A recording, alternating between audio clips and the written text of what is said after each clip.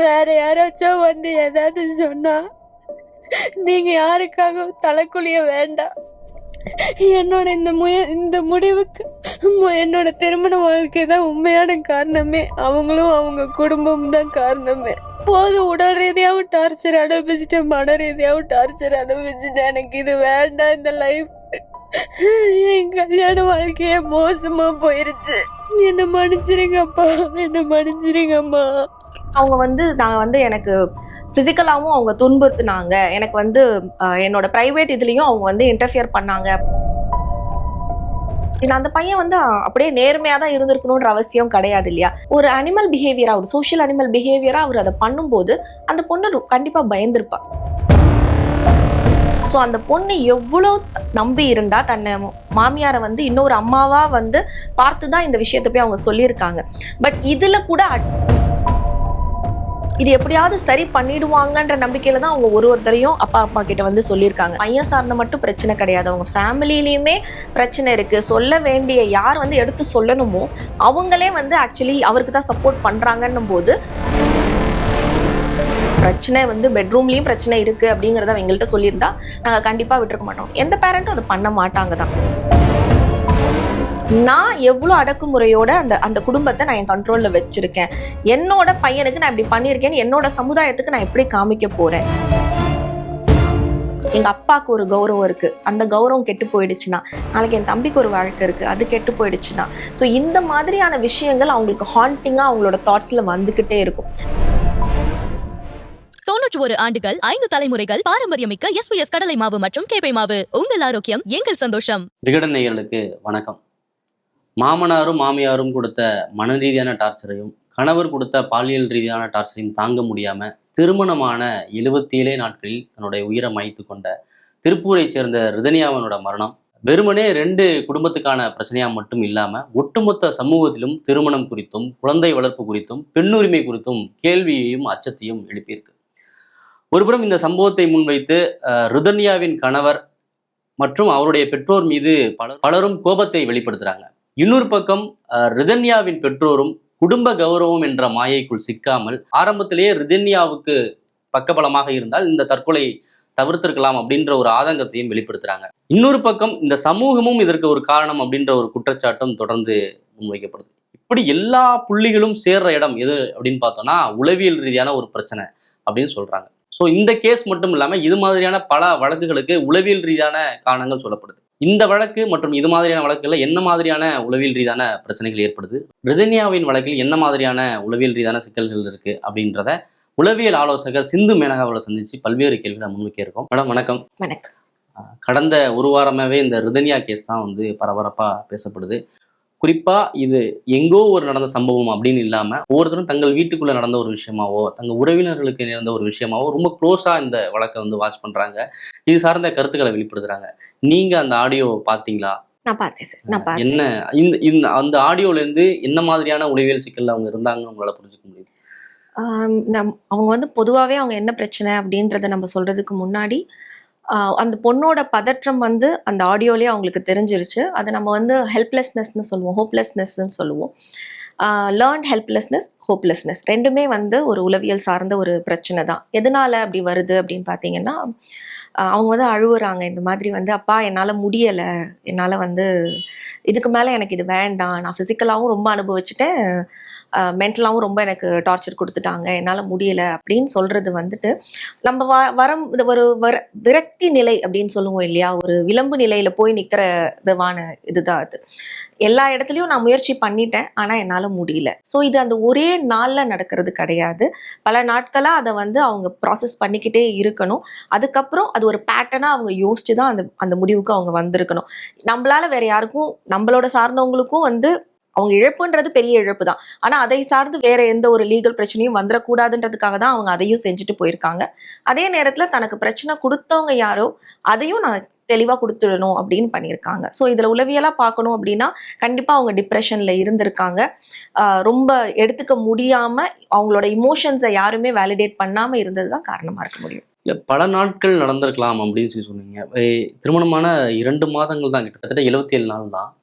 இதில் அவங்க கணவர் வீட்டில் இருந்த காலம்ன்றது கொஞ்சமாக தான் இருந்திருக்கு. அப்பப்போ தந்தை வீட்டுக்கும் வந்திருக்காங்க.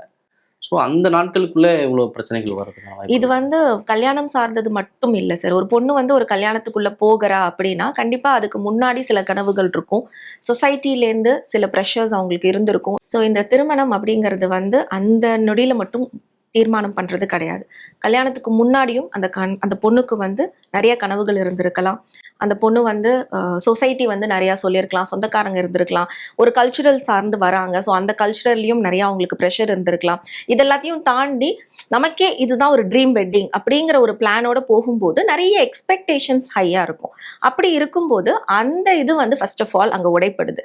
நம்ம ஒரு பிரச்சனைன்னு நம்ம வீட்டிலேருந்து நம்ம அப்பா அம்மா வீட்டுக்கு போய், அதாவது இப்போ நம்ம வீடு அப்படிங்கிறது நம்மளோட மாமியார் வீடு மாமனார் வீடுன்ற ஒரு திணிப்பு இருக்கும் இல்லையா? எல்லா பெண்களுக்கும் திணிப்புன்னு சொல்றதை விட அதுதான் ஒரு எதிர்பார்ப்பு இந்த சமுதாயமும் கொடுக்குது. ஸோ அப்படி இருக்கும்போது அவங்க அந்த எதிர்பார்ப்போட அந்த வீட்டுக்கு போகும்போது திரும்ப நம்ம வீட்டில் அப்பா அம்மா கிட்ட வந்து இதுதான் என்னோட பிரச்சனை, இதுதான் என்னோட ப்ராப்ளம் அப்படின்னு சொல்றதுக்கே ஃபர்ஸ்ட் ஆஃப் ஆல் ஒரு தயக்கம் இருக்கும். இது பல நாட்கள் அப்படிங்கிறது அதுதான். சின்ன வயசுலேருந்தே நான் கல்யாணம்னா நான் எப்படி என் மனசை நான் தயார்படுத்தி வச்சிருக்கேன், கல்யாணம்னா இந்த சமுதாயம் அது எங்கிட்டேருந்து என்ன எதிர்பார்க்குது, ஒரு மருமகளா நான் என்னென்னலாம் பண்ணணும்னு எதிர்பார்க்குது. ஸோ நான் ஒரு பிரச்சனையை வந்து வீட்டிலேயே சமாளிச்சுக்கணுமா இல்ல எங்க அப்பா அம்மா கிட்ட போய் நிக்கலாமா, அது வந்து எந்த எக்ஸ்ட்ரீம் வரைக்கும் போகலாம். என்ன நான் வந்து அடிச்சு துன்புறுத்தினாலும், இப்ப நம்ம வந்து வெறும் பிசிக்கல் அபியூஸை மட்டும் இங்க பேசி பிரயோஜனம் இல்லை. நம்ம இமோஷனல் அபியூஸ் இருக்கு, கேஸ் லைட்டிங் இருக்கு ரிலேஷன்ஷிப்ல. நம்மளையே நம்ம செய்யறது ரைட்டா தப்பான்னு யோசிக்கிற வைக்கிற அளவுக்கு தான் உறவு முறைகள் இப்போ இருக்கு இல்லையா? முக்கியமா கணவன் மனைவிக்குள்ள இருக்கிற உணர்வுகள் வந்து இதை சார்ந்துதான் இருக்கு. ஸோ அதை நம்ம சரியா செய்யறோமா, இதை நம்ம போய் பேசினா அது சரியா இருக்குமா இல்லையான்ற கொஸ்டினே ஃபர்ஸ்ட் ஆஃப் ஆல் அந்த பொண்ணுக்கு இருந்திருக்கும். அதுதான் வந்து நான் பல நாட்கள்னு நான் மென்ஷன் பண்ணினேன். இந்த முடிவு அப்படிங்கிறது வந்து இது எல்லாத்தையும் நான் என்னோட இன்டர்னல் கான்ஃப்ளிக்ஸ் தான். நான் நினைச்சிட்டு இருக்கிறது ஒண்ணு, நான் நம்பிக்கிட்டு இருக்கிறது ஒண்ணு. நான் இந்த விஷயத்துல நான் எங்க அப்பா அம்மா கிட்ட என்னால முடிஞ்சதை நான் போய் சொல்லிட்டேன். ஆனா அவங்க வந்து அவங்களோட இயலாமையை கூட இருக்கலாம் இல்லையா? அவங்க என்ன நினைச்சிருப்பாங்க, இந்த பிரச்சனை வந்து அவ்வளவு பெரிய பிரச்சனை இல்லை போல இருக்கு, எல்லார் வீட்லயும் நடக்கிறது தானே, ஏன் இவங்களுக்கு மட்டும் இப்படி நடக்குது. சில விஷயங்கள் அவங்க வந்து நான் வந்து எனக்கு பிசிக்கலாவும் அவங்க துன்புறுத்தினாங்க, எனக்கு வந்து என்னோட பிரைவேட் இதுலயும் அவங்க வந்து இன்டர்ஃபியர் பண்ணாங்க அப்படிங்கிற மாதிரி சொல்றாங்க. இது எல்லாரும் முதல்ல மாமியார்கிட்ட தான் சொல்லியிருக்காங்க, மாமியார் கிட்ட தானே சொல்லியிருக்காங்க. உண்மைதான். ஏன்னா அதுதான் நான் உங்கள்கிட்ட இப்ப இந்த வார்த்தையை தான் நான் சொன்னேன். அம்மா அப்பா கிட்ட இந்த விஷயத்த போகலாமா வேணாமான்றத கூட அவங்களுக்கு முன்னாடியே, அவங்களோட கல்யாணத்துக்கு முன்னாடியே அந்த படிப்பினையை அவங்களுக்கு கொடுத்துருக்கலாம். சொந்தக்காரங்க கொடுத்துருக்கலாம், ஒரு அத்தைமார் கொடுத்துருக்கலாம், ஒரு மாமி சொல்லி கொடுத்துருக்கலாம், இல்லம்மா இந்த மாதிரிதாம்மா இருக்கும், ஒரு அக்கா கூட சொல்லி கொடுத்துருக்கலாம். எந்த பிரச்சனையா இருந்தாலும் ஃபர்ஸ்ட் போய் மாமியார்கிட்ட சொல்லு, அவங்க தான் இப்போ உனக்கு இன்னுமே அம்மா, அவங்க சொன்னா வீட்டுல இருக்கிறவங்க எல்லாம் கேட்டுப்பாங்க, ஸோ இந்த மாதிரி எந்த பிரச்சனை வந்தாலும் சொல்லுன்னு. ஸோ அந்த பொண்ணு எவ்வளவு நம்பி இருந்தா தன்னை மாமியாரை வந்து இன்னொரு அம்மாவா வந்து பார்த்துதான் இந்த விஷயத்த போய் அவங்க சொல்லியிருக்காங்க. பட் இதுல கூட அட்ஜஸ்ட் பண்ணிக்கணுமா இல்லையான்ற தெளிவு அவங்களுக்கு வந்திருக்காது. இதை போய் அவங்க வீட்டுல போய் சொல்லக்கூடிய நிலைமையிலையும் அவங்களுக்கு வந்து அந்த மாதிரியான ஒரு சூழ்நிலை இல்லாம போயிருக்கலாம். ஏன்னா அவங்க அப்பா வந்து எப்படி எடுத்துப்பாங்கன்ற பயம் கூட இவங்களுக்கு இருந்திருக்கலாம். ரெண்டு எக்ஸ்ட்ரீம் தானே சார் பண்ணியிருக்க முடியும். அவங்க ஒண்ணு அவங்க அப்பா கிட்ட போய் இந்த விஷயத்த அவங்க சொல்லியிருந்தாங்க அப்படின்னா அவங்க வந்து கணவர் ஃபேமிலிட்ட போய் அடிச்சு பிரச்சனை பண்ணியிருக்கணும், சண்டை போட்டிருக்கணும், அது ரொம்ப ஓவரா போயிருக்கலாம். இல்லைன்னா விலகி வரணும். இது ரெண்டுமே அவங்க கொண்டிருக்கிற இந்த சமுதாயத்துல நான் வந்து இப்படிதான் இருக்கணும்னு ஒரு வாழ்க்கை வச்சிருக்கேன், எனக்குன்னு ஒரு நெறிமுறை இருக்குன்றதுல அது பாதிப்பு வரும்போது எதுக்கு இந்த வாழ்க்கைன்ற முடிவுக்கு அவங்க வந்திருக்கலாம். இப்ப நீங்க சொன்ன விஷயம்தான். ரிதன்யாவுடைய அம்மாவும் தொடர்ந்து இந்த குற்றச்சாட்டை தான் முன்வைக்கிறாங்க. ஒரு அம்மாவா என்கிட்ட கூட சொல்லாத விஷயத்த மாமியார்ட்ட சொல்லியிருக்காங்க, ஆனா அவங்க இதை கன்சிடரே பண்ணல. இன்னொரு பக்கம் அவங்க அப்பா வந்து என் பையன் வேற ஒன்று எதிர்பார்க்குறவங்ககிட்ட அப்படின்ற அளவுக்கெல்லாம் வந்து பேசியிருக்காங்கன்றாங்க. ஸோ இவங்களுடைய மனநிலை என்னவா இருக்கும்? இப்போ ஏன்னா ஒரு பெண் வந்து இந்த அளவுக்கு நடந்துக்க முடியுமா? இப்போ ஒரு பையன் வந்து ஒரு சைக்கோவா இருக்காரு, அந்த அளவுக்கு கொடூரமாக நடந்துக்கிறாரு, தனிமையாக இருந்தாரு, அவர் வேலைக்கே போகல, இப்படிலாம் பல்வேறு காரணங்கள் சொல்கிறாங்க. ஆனா அவங்க அம்மாவும் அதை வந்து அக்செப்ட் பண்ணிக்கிட்டாங்களே, அவங்களுடைய மனநிலை என்னவா? இதுல வந்து என்னன்னா ஒரு கல்ச்சுரல் பிளே பெருசா இருக்கு சார். நம்ம ஒரு குழந்தைங்களை எப்படி வளர்க்குறோம், பேரண்டிங்ல வந்து இப்போ என்ன நம்ம எப்படி வந்து அந்த குழந்தைக்கு என்ன எதிர்பார்ப்பு கொடுக்குறோம்.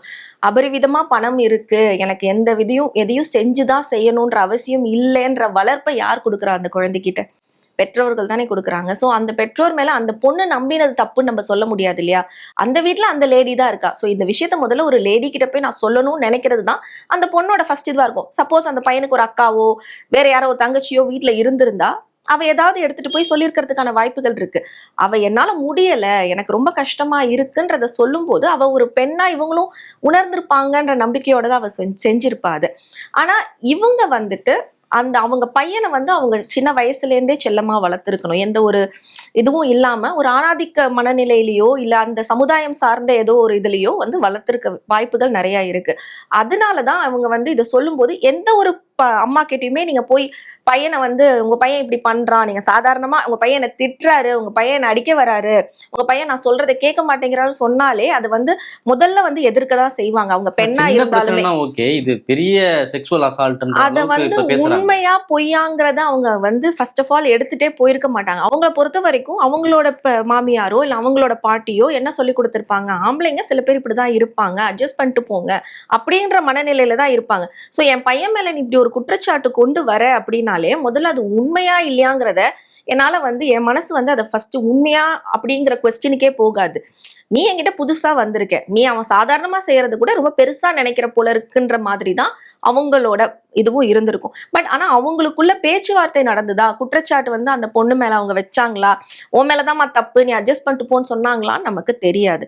ஆனா அவங்களோட இயலாமை அவங்க ஹஸ்பண்டையோ அவங்க பையனையோ கேள்வி கேட்காம விட்டது அந்த அவங்க பண்ண மிகப்பெரிய தப்பு தான். அதுல ஒன்றும் சந்தேகம் இல்லை. அரெஸ்ட் பண்ணிட்டு போகும்போது கூட அந்த பையனை கொஞ்சம் ப்ரொடெக்ட் பண்ணி டக்குன்னு வேன்ல ஏத்துறதை நம்மளால பார்க்க முடிஞ்சு.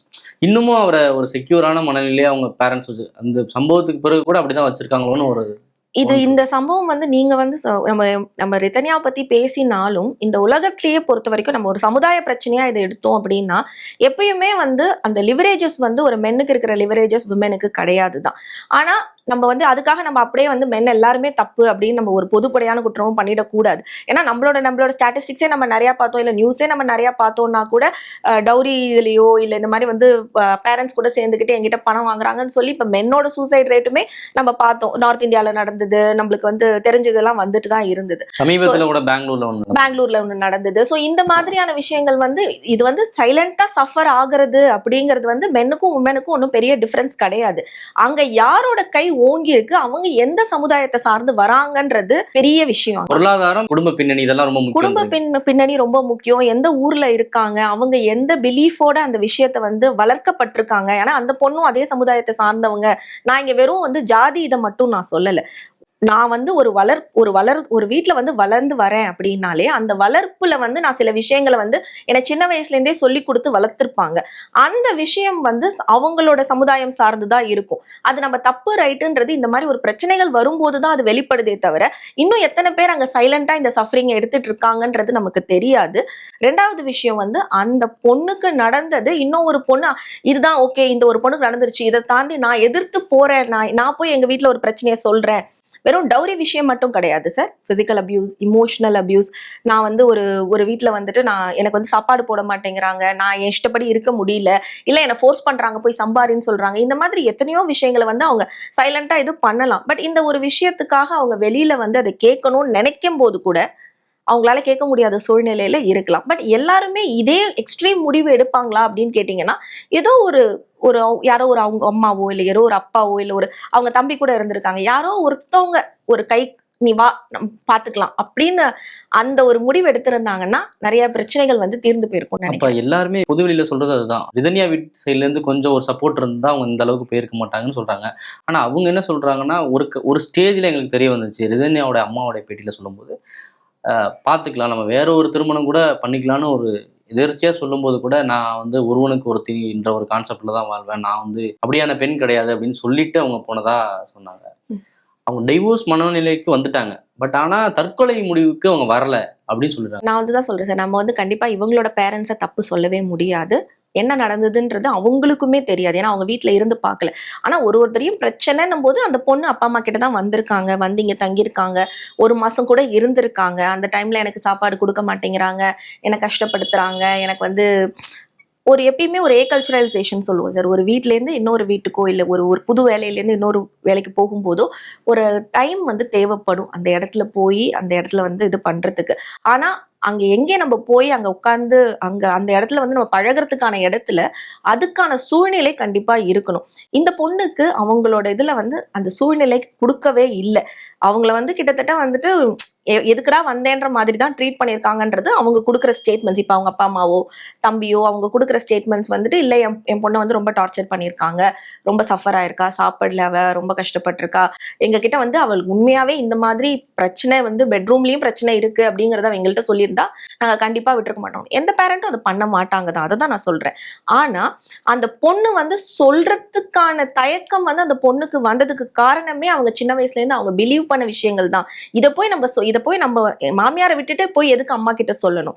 அப்போ அம்மா வந்து சொந்தக்காரங்கள்ட்ட சொல்லுவாங்க, எல்லாருக்கும் தெரிஞ்சிடும், நம்ம குடும்பத்தை பத்தி தப்பா பேசுவாங்க, நம்ம குடும்ப கௌரவம் போயிடும். இது எல்லாமே அங்க ஒரு பெரிய தாக்கத்தை கொடுக்குது. திரும்ப கொடுத்துருக்கலாம் அந்த இந்த பொண்ணுக்கு. விஷயத்துல வந்து இந்த குடும்ப கௌரவம், அப்பாவுடைய மானம் போயிடும். இது சுத்தியே அவங்க ரிதன்யாவோட ஆடியோவிலையும் இதை சுத்தியே தான் பேசிட்டு இருக்காங்க. இன்னொரு பக்கம் பார்த்தோன்னா பொருளாதாரம், இவ்வளோ கோடிகள் செலவு பண்ணி திருமணம் பண்ணி வச்சுட்டாங்க, இப்போ இதை எப்படி பிரேக் பண்ண முடியும் அப்படின்ற ஒரு கேள்வி அவங்களுக்குள்ள இருக்கு.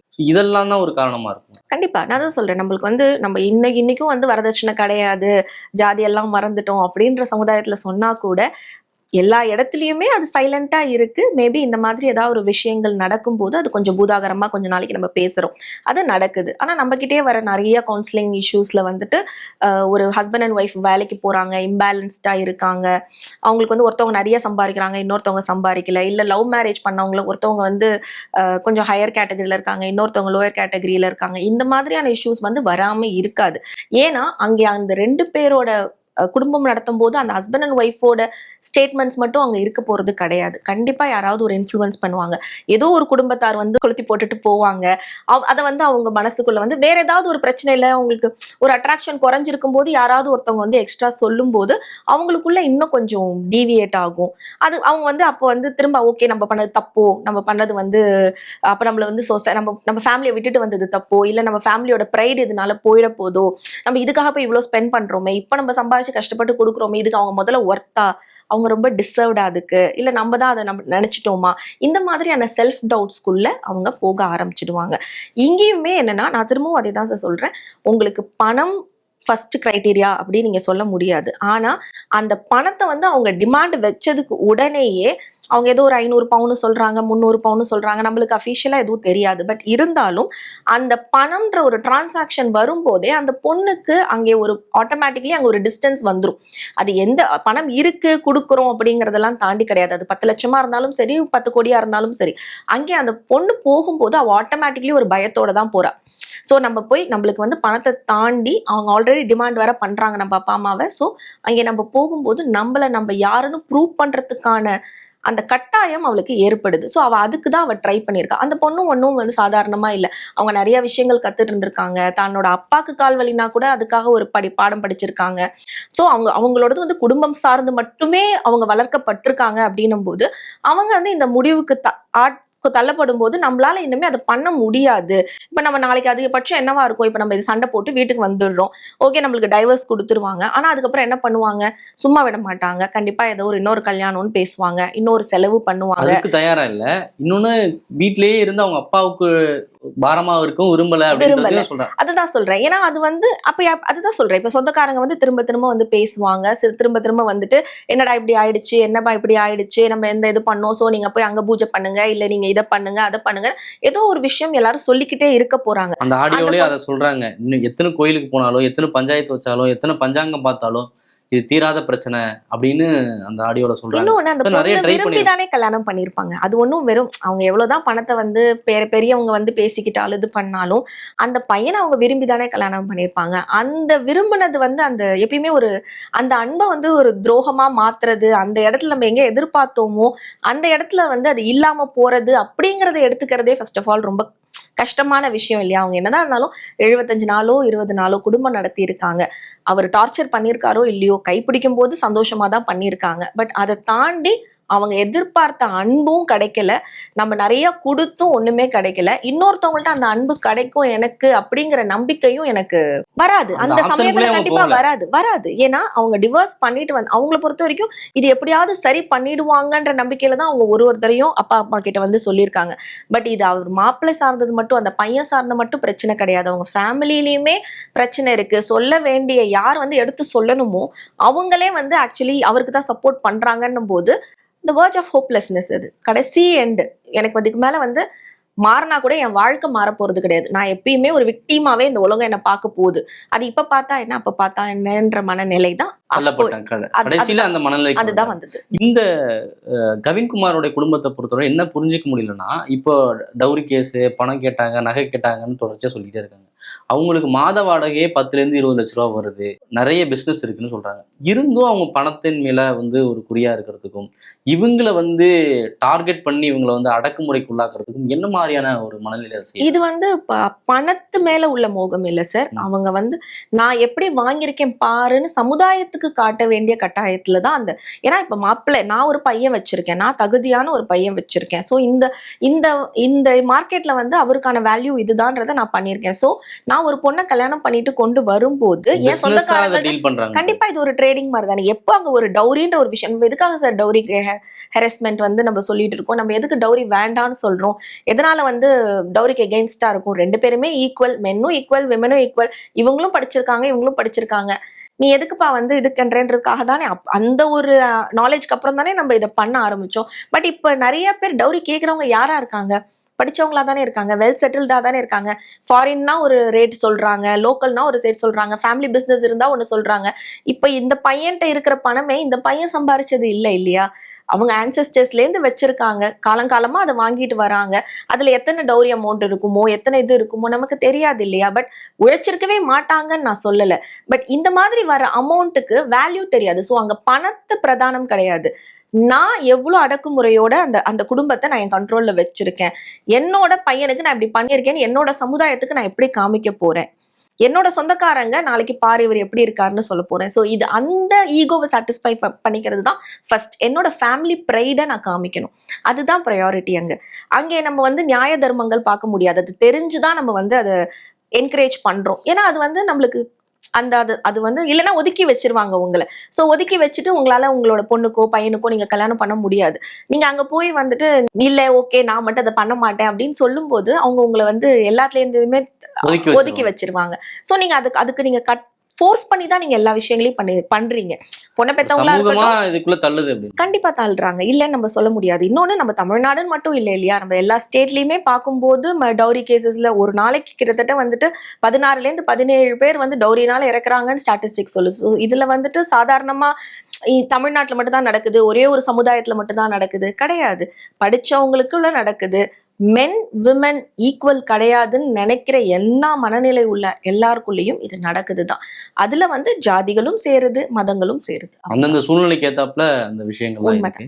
இப்போ ரிதன்யாவோட ஆடியோவை பொறுத்தளவுல பாத்தீங்கன்னா, அவங்க தைரியமான பொண்ணு, கார் ஓட்ட தெரிஞ்ச பொண்ணு அப்படின்லாம் வெளியில சொல்றாங்க. ஆனா அவங்க என்ன சொல்றாங்கன்னா, நான் தைரியமான பொண்ணு நீங்க நினைச்சிட்டு இருப்பீங்க, ஆனா அப்படிலாம் இல்லை, நான் ரொம்ப கோழை, என்னால முடியல, இதுக்கு மேல என்னால கண்ட்ரோல் பண்ண முடியல அப்படின்னு தான் சொல்றாங்க. ஸோ அந்த பெண் தைரியம் இல்லாம அதை பண்ணிட்டாங்கன்னு நீங்க நினைக்கிறீங்களா? இல்ல சார், இதுல என்னன்னா மெயினா சூசைடல் நோட் அப்படிங்கிறது எப்பயுமே ஹோப்லெஸ்னஸோட வேர்ஜ் ஆஃப் ஹோப்லெஸ்னஸோட எண்டில் வர்ற ஒரு நோட். அதை நம்ம வீடியோ ரெக்கார்டிங் பண்ணுறவங்களா இருக்கட்டும், இல்லை ஆடியோ ரெக்கார்டிங் பண்ணுறவங்களா இருக்கட்டும், அது தைரியம் சார்ந்து தாண்டி எனக்கு அடுத்தது என்னன்னு தெரியலை, எல்லாமே இருட்டா இருக்கு, அந்த இருட்டுல நான் யாரை போய் பிடிச்சி மற்றவங்களையும் நான் துன்புறுத்த விரும்பலைன்றதுக்காக எடுக்கிற முடிவு தான் அது முதல்ல. அதுவும் இதை மாதிரி குடும்பத்து மேல ரொம்ப உயிரா இருக்கிற பெண் அவங்க இந்த முடிவுக்கு போனதுக்கு முதல் காரணம் அதுதான். அவங்க தைரியம் இல்லாதவங்களா இருந்தா இத்தனை நாள் அவங்க அதை தாங்கிட்டு இருந்திருக்க மாட்டாங்க. அவங்களுக்கு தைரியம்ன்றது அவங்களோட மனதைரியம் கிடையாது. இந்த சொசைட்டில நான் ஒரு வளர்த்து வச்சிருக்கேன் இல்லையா, அந்த இமேஜை டிஸ்டர்ப் பண்ணிடுச்சுன்னா, அதுவும் முக்கியமா என்னோட ஃபேமிலிஸ் இமேஜ், எங்க அப்பாவுக்கு ஒரு கௌரவம் இருக்கு, அந்த கௌரவம் கெட்டு போயிடுச்சுன்னா, நாளைக்கு என் தம்பிக்கு ஒரு வாழ்க்கை இருக்கு, அது கெட்டு போயிடுச்சுன்னா, ஸோ இந்த மாதிரியான விஷயங்கள் அவங்களுக்கு ஹாண்டிங்கா அவங்களோட தாட்ஸ்ல வந்துகிட்டே இருக்கும். அவங்களோட தாட்ஸே அந்த டைம்ல எப்படி இருக்கும் அப்படின்னு பாத்தீங்கன்னா, நாம இருந்தா யாருக்குமே கௌரவம் இருக்காது, நம்ம இல்லாம போயிட்டோம்னா போயிடும்.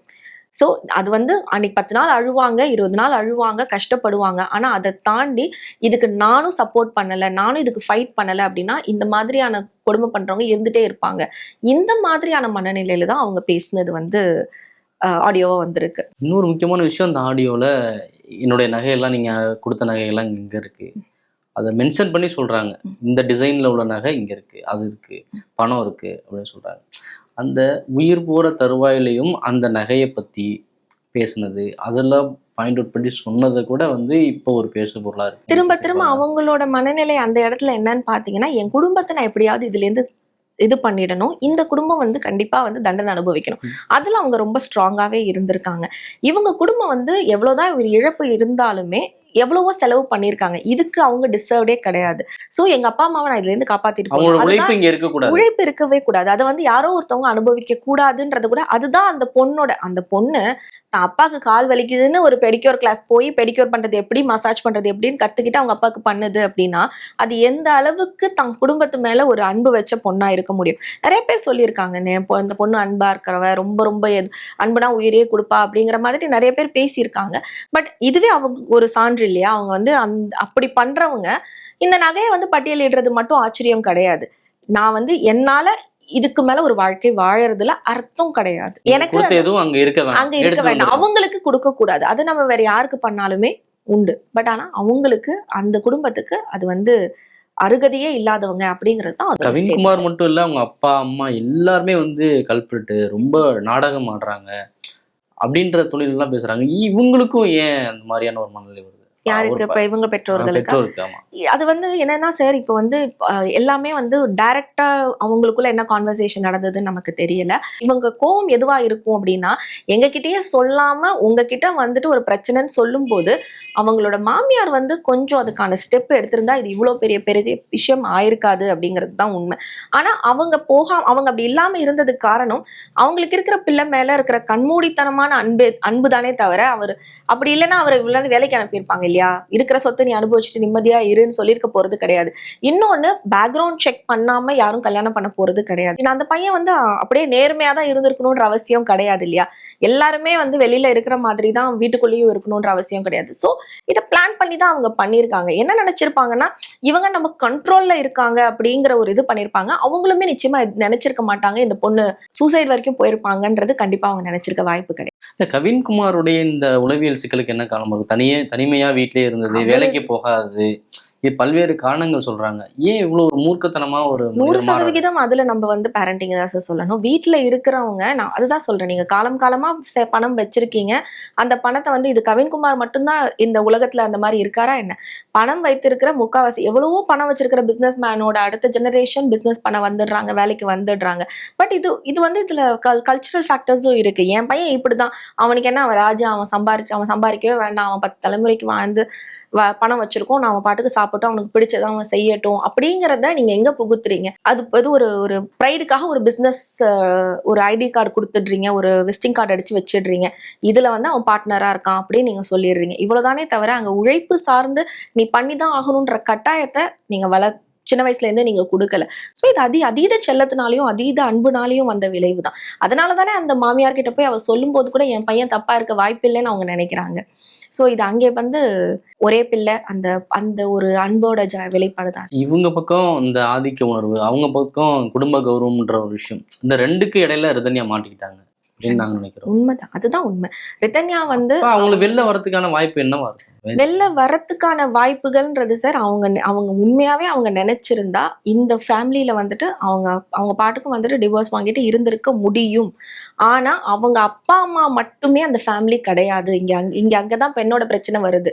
சொந்தக்காரங்க இருக்காங்க, சமுதாயம் இருக்கு, ஃப்ரெண்ட்ஸ் இருக்காங்க, இன்ஸ்டாகிராம் இருக்கு, ஃபேஸ்புக் இருக்கு, நீங்க வந்துட்டு என்ன வந்து பண்ணீங்கன்னாலும் உங்களுக்கு கமெண்ட் கொடுக்கறதுக்கு இருக்காங்க. ஸோ எல்லாமே இருக்கும்போது அவ எல்லாத்தையும் பார்த்து தானே அவ பயந்துருப்பா. அவளோட தைரியமின்மைன்றது அதை சார்ந்தது தானே தவிர நான் தனியா வந்து இந்த உலகத்துல வாழ்ந்துட முடியாதாதான்றது கிடையாது.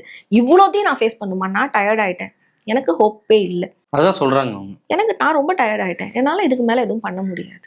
ஸோ நான் கிவ் அப் பண்ணிடுறேன்.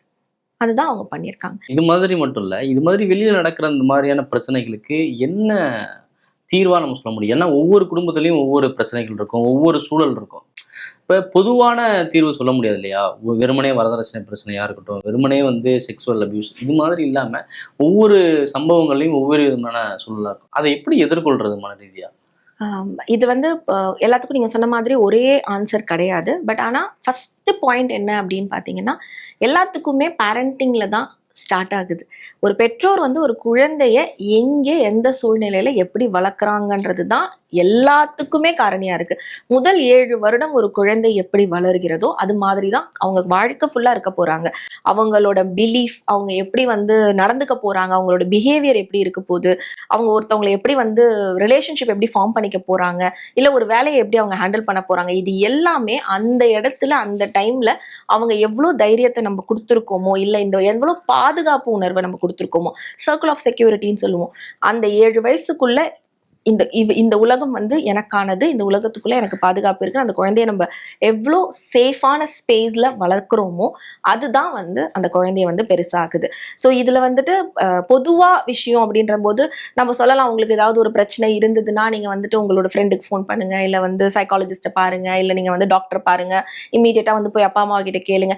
இதெல்லாம் இருக்கு, எல்லாருக்குமே இருக்கு.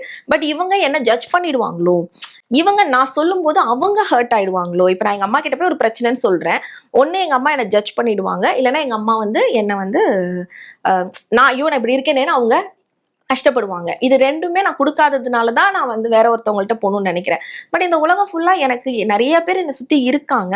பட் இவங்க சரியானவங்களா, இவங்கள்ட்ட நம்ம போய் சொல்லலாமா, இல்ல அவங்க அதை இன்னும் மிஸ்யூஸ் பண்ணிப்பாங்களான்ற பயத்துக்கு சொல்லிக்காமையே உள்ள வச்சு அது சைலன்ஸாவே போயிடுது. அது ரொம்ப நாளா அந்த இமோஷன்ஸ் வந்து சைலண்டா போகும்போது ஒரு பாயிண்ட்ல வந்து தன்னை மீறி சில விஷயங்கள் அவங்க செய்ய ஆரம்பிக்கிறாங்க, ஆங்ஷியஸ் ஆறாங்க, டிப்ரெஷனுக்குள்ள போறாங்க. ஸோ கிளினிக்கலி டிப்ரெஷன் போகும்போது இந்த மாதிரியான விஷயங்கள் நடக்குது. ஸோ நான் வந்து ஃபர்ஸ்ட் அவங்களுக்கு சொல்றது வந்து ஒரு பேரண்ட்ஸ்க்கு நான் ஃபர்ஸ்ட் சொல்றது, குழந்தைங்களை வளர்க்கறதுலேருந்தே நீங்க அவங்களுக்கு என்ன ஸ்கில் கொடுக்குறீங்களோ இல்லையோ, லைஃப் ஸ்கில்ஸ் கண்டிப்பா கொடுக்கணும். வாழ்க்கையை எப்படி எல்லாரோடையும் சேர்ந்து வாழறது, பிரச்சனைகள் வராம இருக்கிறதுல. ஏன்னா இப்ப நிறைய பேரண்ட்ஸ் என்ன பண்ணிடுறாங்கன்னா, ஒரு குழந்தை 2 குழந்தைன்னு வச்சுக்கிறாங்க. பிரச்சனை என் பிள்ளைக்கு எந்த பிரச்சனையும் வந்துடக்கூடாது, நான் ப்ரொடெக்ட் பண்ணிக்கிறேன்னு ஒரு சைக்கிள் ஓட்டுற அனுப்புறதுக்கு பயப்படுறாங்க, ஒரு வெள்ளை அனுப்புறதுக்கு பயப்படுறாங்க. ஸோ அதெல்லாம் இருக்கவே கூடாது. கண்டிப்பா அடிபடணும், கண்டிப்பா கத்துக்கணும், கண்டிப்பா கஷ்டப்படணும். ஏன்னா சொசைட்டி அப்படி ஹேண்டில் பண்ண போறது கிடையாது. உங்க குழந்தை உங்களுக்கு வேணா ஸ்பெஷலா இருக்கலாமே தவிர சொசைட்டி அதே மாதிரி ஸ்பெஷலா பார்க்க போறது கிடையாது. இன்னொன்னு சொசைட்டிக்குள்ள வரணும் அப்படின்னா அவங்க இன்னொருத்தவங்களையும் சார்ந்து இருக்க வேண்டியதா இருக்கு, தனித்தனியா வாழவும் முடியாது. ஸோ அப்படி இருக்கும்போது அதை நம்ம சின்ன வயசுலயே சரி பண்ணணும். இதே மாதிரி வந்து ரொம்ப டிப்ரெஷன்ல இருக்கிறவங்க, ரொம்ப இதுல இருக்கவங்க ஒருத்தவங்கள்ட்ட போய் சொல்லணும் அப்படின்னு நினைச்சீங்கன்னா உங்களுக்கு ட்ரஸ்ட் வர்த்தியான ப்ரொஃபஷனல்ஸ் கிட்ட போய் சொல்லுங்க. அது உங்களுக்கு நல்லது. உங்களுக்கு எது அஃபோர்டபுளோ, இப்போ நீங்க வந்துட்டு ஒரு ரூரல் பிளேஸ்ல இருக்கீங்க, ஒரு கிராமத்துல இருக்கீங்க, நீங்க சென்னைக்கு வந்து பண்ணணும்னு அவசியம் கிடையாது. உங்களோட கல்ச்சர் சம்பந்தமா நிறைய ப்ரொஃபஷனல்ஸ் இருப்பாங்க. உங்க ஊர்ல ஒரு டாக்டர் இருப்பாங்க, அவங்க சைக்காட்ரிஸ்டா இருக்காங்களோ, சைக்காலஜிஸ்டா இருக்காங்களோ, இல்ல ஒரு நார்மல் ஜென்ரல் மெடிசன் டாக்டரா இருக்காங்களோ, ஃபர்ஸ்ட் அவங்கள்ட்ட போய் பேசிடுங்க. அவங்கள்ட்ட நீங்க போய் ஒரு ப்ரொஃபஷனல் கிட்ட நீங்க பேசும்போது அவங்க உங்களை சரியான ஆட்கள் கிட்ட அனுப்பிச்சு வைப்பாங்க. அவங்க உங்களை ஜட்ஜ் பண்ண மாட்டாங்க. ஏன்னா எல்லாருமே இங்க நான் ஜட்ஜ்மெண்டல் ஸ்பேஸ்க்காக தான் வந்து இது பண்ணிட்டு இருக்காங்க. அதனாலதான் மறைச்சிக்கிறாங்க. இவங்கள்ட்ட எல்லாம் போய் சொல்லி இவங்க ஒரு கமெண்ட் அடிச்சு என்னைக்காவது ஒரு நாள் எங்களை குத்தி காமிக்கிறத விட இதை நாங்க சொல்லிக்காமையே இருந்துக்கலாம் அப்படிங்கிறது தான் பல பேரோட மனநிலையா இருக்கு. அதனால அவங்க கிட்ட போய் நீங்க பேசுங்க. இதுதான் நீங்க ஃபர்ஸ்ட் பண்ணணும். செகண்ட், உங்களுக்குன்னு ஒரே ஒருத்தவங்களையாச்சும் பிடிச்சி வச்சுக்கோங்க. அது ரொம்ப ரொம்ப இம்பார்ட்டன்ட் தான். நம்ம எப்படிதான் இவங்க நல்லவங்களா கெட்டவங்களான்றதை தாண்டி ஒரு ஃப்ரெண்டாவது ஒரே ஒரு என்ன சொல்றது, ஒரு சேஃப் ஸ்பேஸ் ஆச்சும் உங்ககிட்ட இருக்கணும். அது ஒரு கோயிலா இருக்கலாம், இல்ல ஒரு பீச்சா இருக்கலாம், இல்ல ஒரு மவுண்டைனா இருக்கலாம், இல்ல ஒரு பாட்டா இருக்கலாம், இல்ல ஒரு புக்கா இருக்கலாம், என்ன வேணாலும் இருக்கலாம். உங்களுக்கு ஒரு பிரச்சனைன்னு வரும்போது நீங்க அதுகிட்ட போயிடணும், அந்த இடத்துக்கு போயிடணும், இல்லை அந்த மனுஷங்க கிட்ட போயிடணும். போய் சும்மா இருந்துட்டு வாங்க. நீங்க எல்லாத்தையும் பகிர்ந்துக்கணும்னு அவசியம் கிடையாது. எனக்காக ஒருத்தவங்க இருக்காங்க, இல்லை எனக்காக ஒன்று இருக்குன்ற அந்த இருப்பே வந்து உங்களை தனிமையில கொண்டு போகாது. அது வந்து ரொம்ப பெரிய ஹெல்ப்ஃபுல்லா இருக்கும். இப்போ இந்த கவின்குமார் வந்து அவருடைய மனநிலையை பற்றி நிறையா சொன்னீங்க, அவங்க பேரண்டிங் அதை பற்றி சொன்னீங்க. அவர் வந்து செக்ஷுவலாக ரொம்ப ரூடாக பிஹேவ் பண்ணியிருக்காரு அப்படின்றத வந்து ரிதன்யா அம்மா வந்து சொல்லியிருக்காங்க.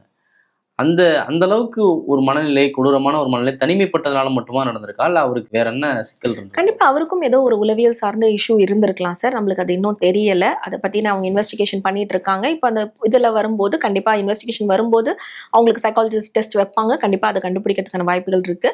பட் அதை தாண்டி செக்ஷுவல் அபியூஸ் அப்படிங்கிறது வந்து எது செக்ஷுவல் அபியூஸ்ன்றதை தாண்டி ஒரு பாயிண்ட்ல செக்ஷுவல் அபியூஸ் நடந்துகிட்டு தான் இருக்கு, இல்லாம கிடையாது. இன்னொன்னு இப்போ இருக்கிற social media not only social media, இன்டர்நெட்டில் நீங்கள் நிறைய விஷயங்கள் பார்க்க முடியுது.